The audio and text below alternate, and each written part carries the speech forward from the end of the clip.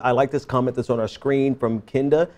She said, or they said, I agree. It could be for petty reasons. He should have been fired the day he didn't indict. And I think that's something that people across the aisle kind of agree with, right? Republicans and people who are anti-Hillary wanted him fired because everything that he said leading up to I'm not going to offer or recommend an indictment suggested that he should indict her.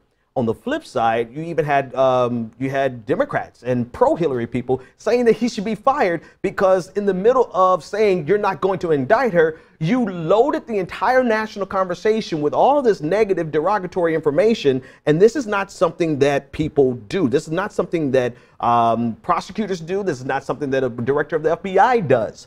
And so both sides of the equation really have called for him to be fired a long time ago. And the question would be, why now? I think it's more to do with the pettiness of the president than anything else, because it is not politically expedient. It is not politically wise. It is going to backfire on him politically. But yet there's a sense of satisfaction that he's getting today because he got to tell somebody you're fired. Here's an interesting piece of information. The FBI has had a total of 18 directors since the first one in 1908, and there's only been one other FBI director to be fired, and that was William Sessions in 1993. He was fired by Bill Clinton. So this is a rare occurrence. This is only the second time out of the 18 directors that have served as directors of the FBI. Let's jump to a couple of other comments from congressmen and senators about this firing. There's a lot of different feedback coming from different sides of the equation. The next one on your screen is from Senator Charles Grassley, Republican from Iowa. He said, who is the chairman of the Senate Judiciary Committee. He says, the handling of the Clinton email investigation is a clear example of how Comey's decisions have called into question the trust and the political independence of the FBI. In my efforts to get answers, the FBI under Comey's leadership has been slow or failed to provide information that Comey himself pledged to provide. The effectiveness of the FBI depends on the public trust and confidence. Unfortunately, this has clearly been lost. I want to juxtapose that to Senator Richard Burr of North Carolina. He's also on the Senate Intelligence Committee. He said, I am troubled by the timing and reasoning of Director Comey's termination. I have found Director Comey to be a public service servant in the highest order, and his dismissal further confuses an already difficult investigation by the committee. In my interactions with the director and with the Bureau under his leadership, he and the FBI have always been straightforward with our committee. This is from Senator Richard Burr, Republican, also on the Senate Intelligence Committee. The interesting thing about this is that you have two entirely different views from two Republicans, both serving on the same committee, who are basically saying that they've had two totally different experiences.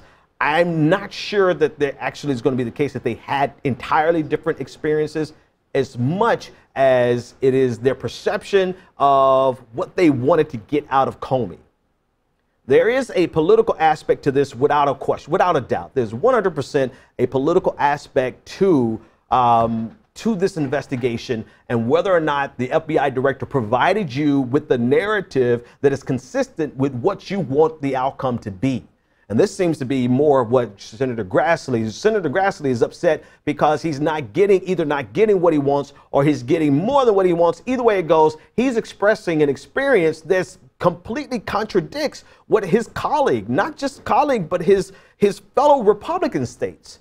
And so it shows you that you have politicians who are there, who are driving a political agenda, and they want the FBI director, they want anyone who comes before them to testify to service them in the fashion that meets their political agenda. And then you have others who seem to be looking at it from a more neutral perspective. But the reality of it is it's all political. It's all political, and it's all about what they can get out of the director or whoever's testifying at the time.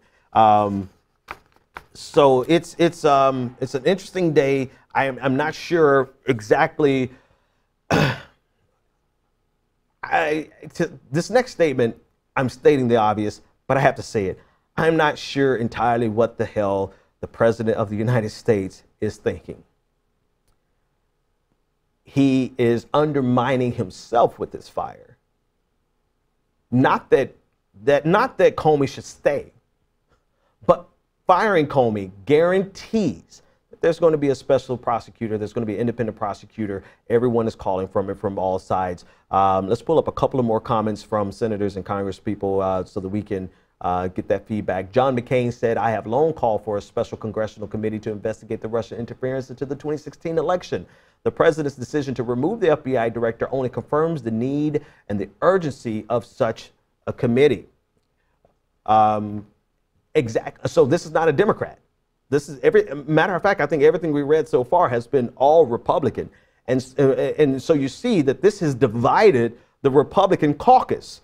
So Donald Trump does not have a solid support base, even from his own party on this. One last comment on your screen now. This is from Lindsey Graham. This is John McCain's twin brother.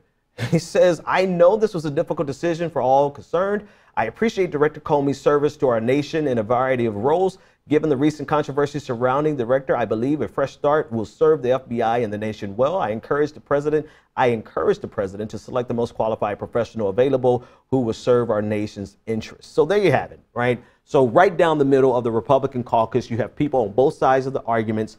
And the fact that you have some Republicans definitively calling for a special investigator, you're guaranteed to have every single Democrat lined up, foaming at the mouth, demanding a special prosecutor, an independent prosecutor, guaranteed.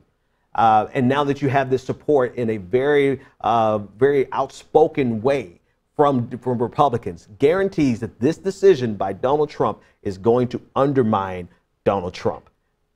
Which means if anyone had the wherewithal to game this out, to actually think this through, they would have seen this coming. And had they seen this coming and they still decided to do this because President Trump insisted, this lets you know that we have an irrational actor in the White House. We have someone who's more concerned with a personal vendetta than he has for his own political well-being.